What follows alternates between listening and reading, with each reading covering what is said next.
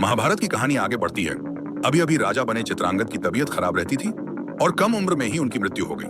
भीष्म ने अपनी प्रतिज्ञा निभाते हुए विचित्रवीर्य को हस्तिनापुर का नया राजा बनाया। जब विचित्रवीर्य विवाह योग्य आयु को पहुंचे तो सत्यवती और भीष्म ने सोचा कि उनका विवाह काशी की राजकुमारियों से होना चाहिए। लेकिन काशी के राजा ने पुरानी शत्रुता के कारण हस्तिनापुर को अपनी पुत्रियों के स्वयंवर में आमंत्रित नहीं किया।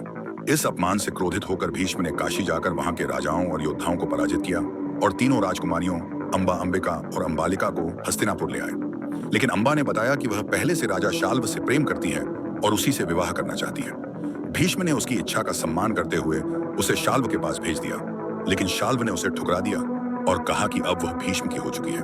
अपमानित और दुखी अंबा फिर से हस्तिनापुर लौटी और भीष्म से न्याय की मांग करने लगी। उसने भीष्म से विवाह करने की प्रार्थना की, लेकिन अपनी प्रतिज्ञा के कारण भीष्म ने मना कर दिया। क्रोधित होकर अंबा ने प्रतिज्ञा ली कि वह किसी भी जन्म में भीष्म की मृत्यु का कारण बनेगी। उधर विचित्रवीर्य का विवाह अंबिका और अंबालिका से हुआ, लेकिन वह जल्द ही बीमार पड़ गए और असमय उनकी मृत्यु हो गई। इससे कौरव वंश बिना उत्तराधिकारी के रह गया और हस्तिनापुर का भविष्य अंधकारमय हो गया। क्या अंबा अपने प्रतिशोध में सफल होगी? कौन बनेगा हस्तिनापुर का अगला राजा? इन घटनाओं से महाभारत की कथा कैसे आगे बढ़ेगी? पास्ट बियॉन्ड हिंदी को सब्सक्राइब करें